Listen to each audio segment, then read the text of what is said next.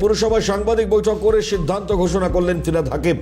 2018-র 3রা December থেকে প্রায় 7.5 বছর মেয়র পদে ছিলেন কলকাতা বন্দরের তৃণমূল বিধায়ক তথা কলকাতা পুরসভার চেয়ারম্যান মালা রায়ের কাছে পদত্যাগপত্র জমা দিলেন ফিরহাদ হাকিম।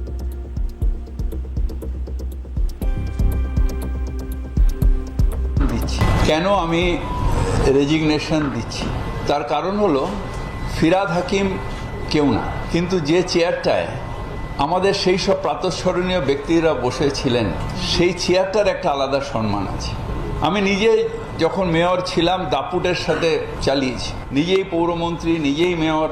এখন সেটা সম্ভব হচ্ছে না, তাই সেই চেয়ারটাকে আমি অবমাননা করতে পারি না, সেই চেয়ারের সম্মানহানি করতে পারি না।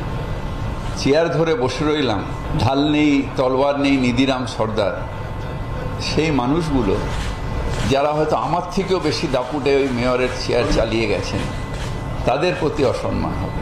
তাই আমি ঠিক করেছি যে আমি আজকে রেজিগনেশন দিচ্ছি। শুভেচ্ছা জানাই আগামী দিনে যারা দায়িত্ব নেবে, যারা পৌরসভা চালাবে, হয়তো আমার থেকেও ভালোভাবে চালাবে। অনেকে ক্রিটিসাইজ করবেন, অনেকে অনেক কিছু বলবেন, কিন্তু স্বচ্ছভাবে পৌরসভা চালানো এবং মানুষের প্রত্যাশা পূরণ করা, এটাই কাজ। নতুন সরকারের কাছে, মুখ্যমন্ত্রীর কাছেও আমার আবেদন, মানুষের প্রত্যাশা পূরণ করা। We are all there to serve the people. আমরা মানুষকে সহায়তা করব, মানুষকে সার্ভিস দেব, এবং যে বেস্ট সার্ভিস দেবে মানুষ তাকে চয়েস করবে। তাই শুভেচ্ছা দিয়ে আমি এই চেয়ার আজকে খালি করে দিলাম। দলের তরফ থেকে আমি পারমিশন চেয়েছিলাম আমাদের নেত্রীর কাছে। আমি বলেছি আমি সসম্মানে চলে যেতে চাই, তার কারণ এই চেয়ারে বসে যে কাজটা আমি করেছি এখন চেয়ারের অমর্যাদা হচ্ছে। উনি আমাকে বললেন ঠিক আছে। আমি যে কাজটা এই চেয়ারে বসে করছিলাম, যে কাজটা ইতিহাসে শুনেছিলাম, আমার যারা প্রাতঃস্মরণীয় ব্যক্তি, যাদের আজকেও বেরোনোর আগে আমি মাথা ঠেকে নমস্কার করে বেরোব, তারা যেভাবে কাজটা করেছিলেন, হয়তো সেই মর্যাদা সেই চেয়ারের আমি এখন রাখতে পারছিলাম। আমার যে কথা, যে আমার যারা প্রাতঃস্মরণীয়, যে চেয়ারে বসতে পারবো আমি জীবনে কোনোদিন ভাবিনি, সেই ছবিগুলো যখন আমি একা একা থাকতাম, রাত্রিবেলা যখন তাকাতাম, তখন আমার গায়ে কাঁটা দিত। এবং আমি অভ্যস্ত হয়ে গেছিলাম, যেহেতু পৌরমন্ত্রীও ছিলাম, অভ্যস্ত হয়ে গেছিলাম যে সেই দাপটের সাথেই চালানো। সেই চেয়ারটার আজ আমার মনে হচ্ছে যে মর্যাদা আমি রাখতে পারছি না। আমার কেউ প্রেশার নেই, কিছু নেই। এ প্রসঙ্গে বিজেপির সাংসদ এবং বিজেপির প্রধান মুখপাত্র কে কি বলছেন শুনুন।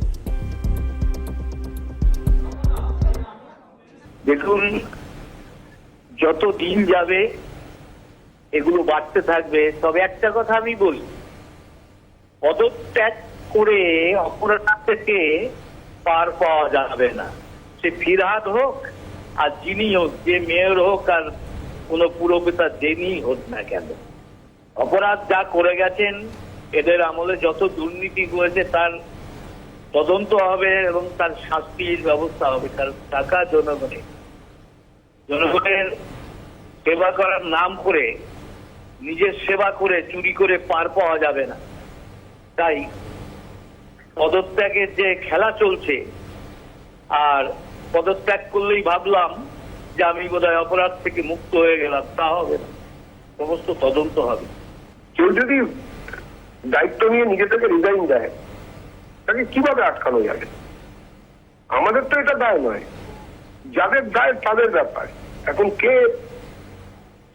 টিএমসির কোন গ্রুপের সঙ্গে আছেন সেটা নিয়ে করার আমাদের কোনো সময় নেই।